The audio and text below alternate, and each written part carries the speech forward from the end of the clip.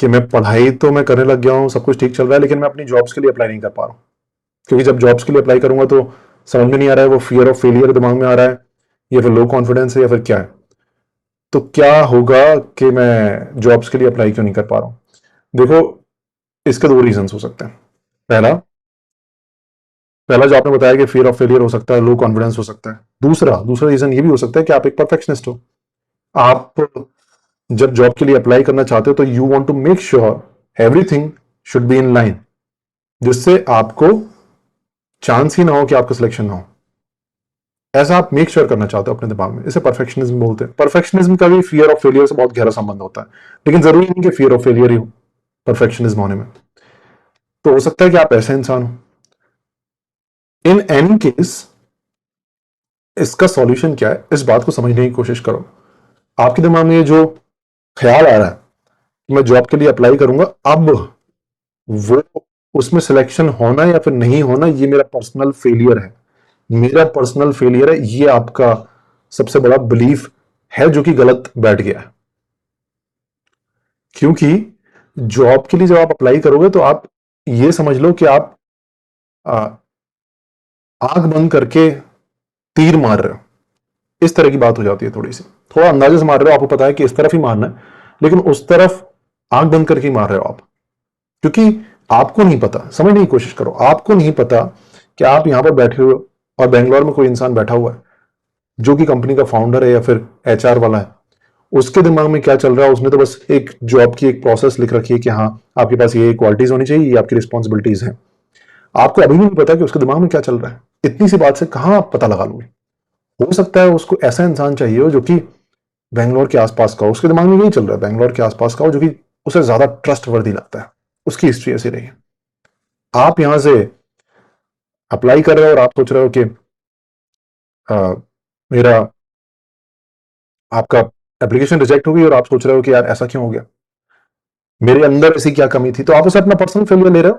वो आपका personal failure नहीं है, वो आपकी कह सकते हैं कि उस कंपनी के साथ आपकी कंपैटिबिलिटी नहीं। ओके, सो जॉब के लिए जब भी आपने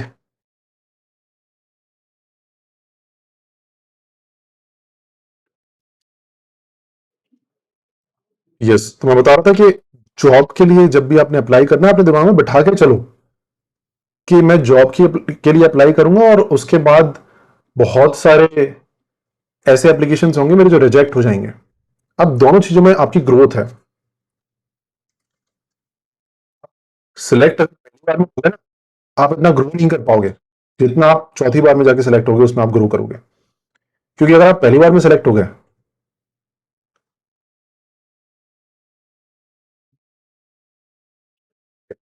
ना, am I audible? Am I audible? Okay. हाँ, आपकी इनकम्पैटिबिलिटी है। आप अगर तो आपने ये दिमाग में बिठा के नहीं चलना है कि मुझे जब मैं सिलेक्शन के लिए कोई एप्लीकेशन दूंगा किसी जॉब के लिए और पहली बार में मैं सिलेक्ट हो जाऊंगा। अगर आपका पहली बार में सिलेक्शन हो गया, समझो कि आपका नुकसान है उसमें। आपने वो चार फेलियर देखे ही नहीं। आपने उस उस सिचुएशन का सामना तो किया ही नहीं जो सिचुएशन लाइफ में जरूरी होती है। आप हर एक सिचुएशन में देख लीजिए।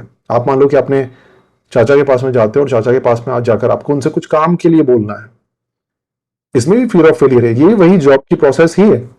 आप उनके पास में जाते हो और आप बोलते हो कि यार ये प्रॉब्लम है, क्या इसमें हम ऐसा ऐसा कर सकते हैं, और आपके चाचा एकदम वो गुस्सैल वाले इंसान है, इनसे सब डरते हैं। तो आप कभी जाओगे नहीं उनसे बात करने के लिए, इवन तो हो सकता है कि वो बात आपके फायदे की हो सकती है, क्योंकि आपने कभी ऐसी सिचुएशन फेस ही नहीं की है। जैसे होता है ना, जिन बच्चों को बचपन में अगर कोई नहीं डांटता, तो बच्चे जब फ्यूचर में बॉस की थोड़ी बहुत भी सुन लेते हैं, वो रोने लग जाते हैं।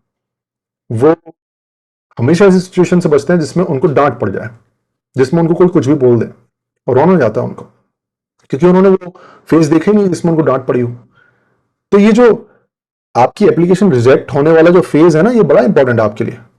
आपने इस फेज को ऐसे लेना है जैसे this is also part of growth, this is not failure. और अगर इसमें एप्लीकेशन सेलेक्ट नहीं होती है, that means I am not compatible with that job और विद दैट कंपनी और with the mindset of that founder. Just try to change this belief in your mind. एक बार मेरा, अब तो ये जो जॉब के लिए मैं एप्लीकेशन जो डाल रहा हूं, ये तो अब मेरे लिए एक टेस्ट है।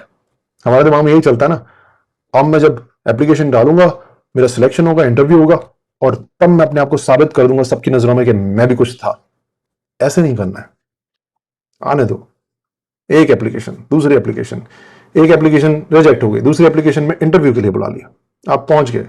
एक दो क्या, मैं तो बोलता हूं 10 रिजेक्ट हो गए। 11वीं में आपको इंटरव्यू के लिए बुलाया और 11वीं में फिर आपने देखा कि इंटरव्यू ठीक नहीं गया।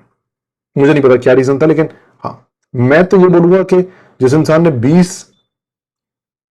इंटरव्यूज दिए और 20 में उसका सिलेक्शन किसी एक में हुआ है, वो इंसान बहुत आगे बढ़ सकता है जिसका पहली बार में सिलेक्शन हो गया उससे ज्यादा। क्योंकि वो इंसान रफ एंड टफ है। वो इंसान कभी भी कंपनी स्विच करनी हो तो सोचेगा नहीं। आपने देखा होगा बहुत सारे लोग कंपनी स्विच नहीं कर पाते, इवन दो कंपनी स्विच करने में हो सकता है उनका ज्यादा फायदा हो रहा हो, नहीं कर पाते क्योंकि उनको पता है अब फिर से उसी प्रोसेस से गुजरना पड़ेगा जिस प्रोसेस से वो एक बार गुजर गए थे और बड़ी मुश्किल से उससे बाहर निकले। सो